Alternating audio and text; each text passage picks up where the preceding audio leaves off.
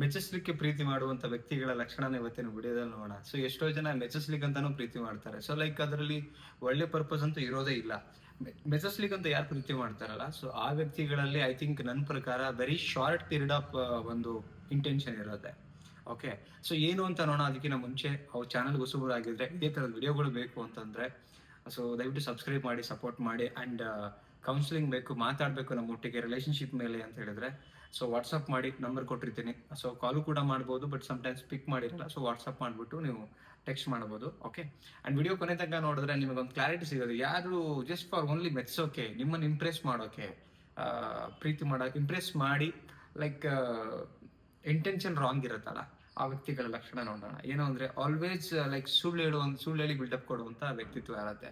Example ನೋಡಿ, ಸುಳ್ಳು ಹೇಳಿ ಬಿಲ್ಡಪ್ ಕೊಡೋದು ಅಂತ ಹೇಳಿದ್ರೆ ಅವ್ರ ಹತ್ರ ಏನಿರಲ್ವೋ, ನನ್ನ ಹತ್ರ ಇಷ್ಟಿದೆ, ನಾನು ಹಿಂಗೆ ಬಾಳ್ತೀನಿ, ಅಷ್ಟು ದುಡಿತೀನಿ ನಾನು ತಿಂಗಳಿಗೆ, ನಮ್ದು ಹಂಗೆ ಫ್ಯಾಮಿಲಿ ಇದೆ, ನಮ್ಮ ಬ್ಯಾಕ್ಗ್ರೌಂಡ್ ಹಂಗಿದೆ ಅಂದರೆ ಆಲ್ಮೋಸ್ಟ್ ಸುಳ್ಳು ಹೇಳ್ಬಿಟ್ಟು ಬಿಲ್ಡಪ್ ತಗೊಳ್ತಾರೆ. ಸೊ ಸುಳ್ಳು ಹೇಳಿ ನೀವು ಬಿಲ್ಡಪ್ ಕೊಡುವಂಥ ವ್ಯಕ್ತಿಗಳಿದಾರಲ್ಲ, ಯಾವತ್ತೂ ಆ ವ್ಯಕ್ತಿಗಳ ಒಂದು ಬಹಿರಂಗ ಏನು ಗೊತ್ತಾಗತ್ತೆ ಅಂತ ಹೇಳಿದ್ರೆ ಸತ್ಯ ಯಾವತ್ತಿದ್ರು ಸತ್ಯ ಗೊತ್ತಾಗೇ ಆಗತ್ತೆ. ಆ್ಯಂಡ್ ಯಾರು ನಿಮಗೆ ಅವ್ರದ್ದು ಬ್ಯಾಕ್ಗ್ರೌಂಡ್ ಹೇಳ್ಕೊಂಡು, ದುಡ್ಡು ಹೇಳ್ಕೊಂಡು, ಅಥವಾ ಅವ್ರ ಹತ್ರ ಇರ್ತಕ್ಕಂಥ ಲೈಕ್ ಕಾಸ್ಟ್ಲಿ ಥಿಂಗ್ಸ್ ಹೇಳ್ಕೊಂಡು ಯಾರು ನಿಮ್ಮ ಹತ್ರ ಬರ್ತಾರಲ್ಲ, ಐ ಥಿಂಕ್ ಬಿಲ್ಡಪ್ ಲವ್ ಅಂತಾನೆ ಹೇಳ್ಬೋದು. ಬಿಲ್ಡಪ್ ಕೊಡಿ, ಅದಕ್ಕೆ ಪ್ರೀತಿಗೆ ಬಿಲ್ಡಪ್ ಬೇಕಾಗಿಲ್ಲ ರೀ. ಆ್ಯಕ್ಚುಲಿ ಒಂದು ಟ್ರಾನ್ಸ್ಪರೆಂಟ್ ಥಾಟ್ ಬೇಕು ಆ್ಯಕ್ಚುಲಿ. ಓಕೆ, ಸೊ ಇದೆಲ್ಲ ಬಿಲ್ಡಪ್ ಕೊಟ್ಕೊಂಡು ಅವ್ರ ಬಗ್ಗೆ ನನಗೆ ಅಷ್ಟು ಜನ ಪರಿಚಯ ಆದರೆ ಹಿಂಗೆ ಇನ್ಫ್ಲೂಯೆನ್ಸ್ ಇದೆ, ಹಂಗೆ ಇನ್ಫ್ಲೂಯೆನ್ಸ್ ಇದೆ, ಅದು ಯೂಸ್ ಮಾಡೋ ಜಾಗದಲ್ಲಿ, ಮಾತಾಡಬೇಕಾಗಿರೋ ಜಾಗದಲ್ಲಿ ಮಾತಾಡಬೇಕು. ಬಟ್ ಪ್ರೀತಿ ಅಂತ ಬಂದಾಗ ನಿಮ್ಮ ಬಿಲ್ಡಪ್ಪು ಅಥವಾ ಎಕ್ಸ್ಟ್ರಾ ಥಿಂಗ್ಸು, ಮನಿ, ನಿಮ್ಮ ಕಾಸ್ಟ್ಲಿ ಬಟ್ಟೆ, ಇದು ಯಾವುದು ಮ್ಯಾಟ್ರ್ ಆಗಲ್ಲ. ಸೊ ಅದ್ರ ಮೇಲೆ ಬರ್ತಾ ಇದ್ದಾರೆ ಅಂತ ಹೇಳಿದ್ರೆ ಅದು ಜಸ್ಟ್ ಫಾರ್ ಓನ್ಲಿ ಶಾರ್ಟ್ ಪೀರಿಯಡಿಗೆ ಆ ಒಂದು ಇಂಟೆನ್ಷನ್ ಅಂತ ಅರ್ಥ ಮಾಡ್ಕೊಳ್ಳಿ. ನೆಕ್ಸ್ಟ್ ಪಾಯಿಂಟ್ ಏನಂತ ಹೇಳಿದ್ರೆ, ಮೆಚ್ಚಿಸುವಂತ ಪ್ರೀತಿ ಮಾಡೋ ಲಕ್ಷಣ ಹೆಂಗೆ ಅಂದ್ರೆ ಮ್ಯಾನೇಜ್ ತುಂಬಾ ಮಾಡ್ತಾರೆ. ಇವರು ಆಲ್ಮೋಸ್ಟ್ ಮ್ಯಾನೇಜ್ ಮಾಡ್ಕೊಂಡು ಹೋಗ್ತಾರೆ. ಎಕ್ಸಾಂಪಲ್ ನೀವೇನೋ ಒಂದು ಹೇಳ್ತೀರ ಅನ್ಕೊಳ್ಳಿ, ಅದಕ್ಕೆ ರೈಟ್ ಆಗಿ ಒಂದು ಕ್ಲಾರಿಟಿ ಕೊಡಲ್ಲ. ಲೈಕ್ ಮ್ಯಾನೇಜ್ ಮಾಡ್ತಾರೆ, ಹಾ ಕರೆಕ್ಟ್ ನೀವು ಹೇಳಿದ್ ಕರೆಕ್ಟ್ ನೋಡಿ ಅಂತ ಹೇಳಿ. ಅಂದ್ರೆ ಅವ್ರ ಬಗ್ಗೆ ಅದು ಗೊತ್ತಿದ್ರು ಕೂಡ ಅದನ್ನ ಕ್ಲಿಯರ್ ಆಗಿ ಹೇಳ್ಬಿಟ್ಟು ಅರ್ಥ ಮಾಡ್ಸಲ್ಲ. ಗೊತ್ತಿಲ್ಲದೆ ಇರೋದನ್ನು ಗೊತ್ತಿಲ್ಲ ಅಂತ ಹೇಳಲ್ಲ, ಅದು ಗೊತ್ತಿಲ್ಲದೆ ಇರೋದು ಕೂಡ ಗೊತ್ತು ಅಂತ ಹೇಳ್ಬಿಟ್ಟು ಮ್ಯಾನೇಜ್ ಮಾಡ್ತಾರೆ. ಸೊ ಆ ತರದ ವ್ಯಕ್ತಿತ್ವ ಇದ್ದಾಗ ಏನಾಗುತ್ತೆ, 101% ಹೇಳ್ತೀನಿ ಕೇಳಿ, ಇವ್ರು ಲೈಫ್ ಟೈಮ್ ಅವ್ರ ಸ್ವಾರ್ಥ ಬೆಳೆಸ್ಕೊಳ್ಳೋಕೆ ನಿಮ್ಮೊಟ್ಟಿಗೆ ಲೈಕ್ ಈ ತರದ್ ಮ್ಯಾನೇಜ್ ಮಾಡ್ಕೊಂಡು ಹೋಗ್ತಾ ಇದ್ದಾರೆ. ಇದಕ್ಕೆ ಮೆಚ್ಚೋದು ಅಂತ ಹೇಳ್ತೀವಿ ನಾವು. ಅಲ್ಲಿ ಕೆಲವ್ರು ಹೆಂಗೆ ಅಂದ್ರೆ ಬದುಕೋದನ್ನ ಕಲಿತೀವಿ ಅಂತ ಹೇಳ್ತೀವಲ್ಲ, ನಾಟಕ ಮಾಡೋ ಜನಗಳ ಹತ್ರ ನಾಟಕ ಮಾಡೋ ವ್ಯಕ್ತಿತ್ವ ಇರುವಂತಾರೆ ಇವರು ಆಕ್ಚುಲಿ. ಸೊ ಅಂದ್ರೆ ಲೈಕ್ ಏನಂತ ಹೇಳಿದ್ರೆ, ನೀವು ಟ್ರಾನ್ಸ್ಪರೆಂಟ್, ನೀವು ಟ್ರೂ ಇದ್ದಾಗ ಇವ್ರು ಡ್ರಾಮಾ ಆಡ್ಕೊಂಡು ಮಧ್ಯ ನಾಟಕ ಮಾಡ್ಕೊಂಡು ಹೋಗ್ತಾರೆ. ಸೊ ಈ ಕ್ಯಾಟಗರಿ ಜನನು ಕೂಡ ನೀವು ನಂಬಕ್ ಹೋಗ್ಬೇಡಿ. ಇವರು ಕೂಡ ಜಸ್ಟ್ ಫಾರ್ ಓನ್ಲಿ ಇಂಪ್ರೆಸ್ ಮಾಡಿ ಶಾರ್ಟ್ ಪೀರಿಯಡ್ ಅಲ್ಲಿ ಅವ್ರ ಇಂಟೆನ್ಷನ್ಗೋಸ್ಕರ ಬಂದಿರತಕ್ಕಂಥ ವ್ಯಕ್ತಿಗಳು.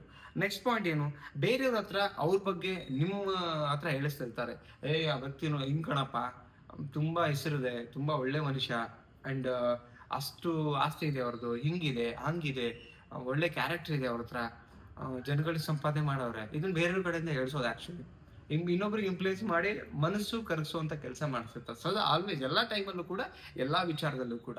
ಬಟ್ ನಾನು ಹೇಳ್ತಾ ಇದ್ದೀನಿ, ಒಬ್ಬ ವ್ಯಕ್ತಿ ಇನ್ನೊಬ್ರ ಥ್ರೂ ಹೇಳಿಸುವಂತ ಗೊತ್ತಾಗತ್ತೆ, ನಿಮ್ಗೆ ಗೊತ್ತಾಗ್ತಾ ಇರುತ್ತಿಲ್ಲ ಆಕ್ಚುಲಿ ಅವ್ರ ಥ್ರೂ ಏನೋ ಹೇಳ್ಸಕ್ಕೆ ಹಿಂಗೆ ಮಾಡ್ತಿರಂತ. ಇದೆಲ್ಲ ಆಕ್ಚುಲಿ ಅಂದ್ರೆ ನಿಮ್ಮನ್ನು ಇಂಪ್ರೆಸ್ ಮಾಡಕ್ ಅಷ್ಟು ಕೆಲಸ ಮಾಡುವಂತ ಕೆಲಸ. ಬಟ್ ನಾನು ಹೇಳ್ತೀನಿ ಅಂದ್ರೆ, ಒಂದು ಪ್ರೀತಿ ಅಂತ ಆದ್ರೆ ಅವ್ರವ್ರ ಬಗ್ಗೆ ತಿಳ್ಕೊಬೇಕು ಆಕ್ಚುಲಿ. ಯಾರ ಬಗ್ಗೆ ಆಕ್ಚುಲಿ ನಮ್ಮ ಬಗ್ಗೆ ನಾವು ಜಾಸ್ತಿನೇ ಹೇಳ್ಕೊಂಬಾರ್ದು. ಅದು ಸಿಚುವೇಶನ್ ಬಂತ ಅವಾಗ ಅವ್ರು ಕೇಳ್ತಿದಾರೆ, ಅವಾಗ ಹೇಳ್ಕೊಳ್ಳೋಣ. ಮೂರನೇ ವ್ಯಕ್ತಿಯಿಂದ ಹೇಳ್ಸುವಂಥದ್ದು ಅಥವಾ ಕೇಳಿಸುವಂಥದ್ದು, ಜಾಸ್ತಿ ಬಿಲ್ಡಪ್ ಕೊಡುವಂಥದ್ದು, ಇದೆಲ್ಲ ಅವಶ್ಯಕತೆ ಬರಲ್ಲ ಆಕ್ಚುಲಿ. ಈ ತರದ ವ್ಯಕ್ತಿತ್ವ ಇದ್ದಂಥವ್ರ ಜೊತೆ ನೀವು ಜಾಸ್ತಿ ರಿಲೇಶನ್ಶಿಪ್ ಅಲ್ಲಿ ಇರಲೇಬೇಡಿ. ಸಪೋಸ್ ಆ ಥರ ವ್ಯಕ್ತಿಗಳು ಕಂಡಾಗ ನೀವು ದೂರ ಆಗೋದು ಒಳ್ಳೇದು. ನೆಕ್ಸ್ಟ್ ಬಂದು ಏನಂತ ಹೇಳಿದ್ರೆ, ರಿಯಾಲಿಟಿ ಬಹಳ ಕಡಿಮೆ. ಈ ವ್ಯಕ್ತಿಗಳ ಹತ್ರ ಬರೀ ಸುಳ್ಳು, ಬರೀ ಮ್ಯಾನೇಜ್ ಮಾಡೋದು, ಅವ್ರ ರಿಯಾಲಿಟಿ ಏನು ಹೇಳ್ಕೊಳ್ಳೋದಲ್ಲ ಆಕ್ಚುಲಿ. ಅವ್ರದ್ದು ಏನ್ ಸತ್ಯ ಇರತ್ತೆ ಅದನ್ನ ಬಿಟ್ಟು ಮಿಕ್ಕಿರೋದೆಲ್ಲ ಮಾತಾಡ್ತಾರೆ. ನಿಮಗೆ ಯಾವತ್ತೂ ಅದು ಏನು ಅನ್ಸೋದೇ ಇಲ್ಲ. ಲೈಕ್ ಅದು ಏನ್ ಸತ್ಯನಪ್ಪ, ನಿಮಗೆ ಕನ್ಫ್ಯೂಷನ್ ಟೋಟಲ್ ಆ ವ್ಯಕ್ತಿಗಳ ವಿಚಾರದಲ್ಲಿ.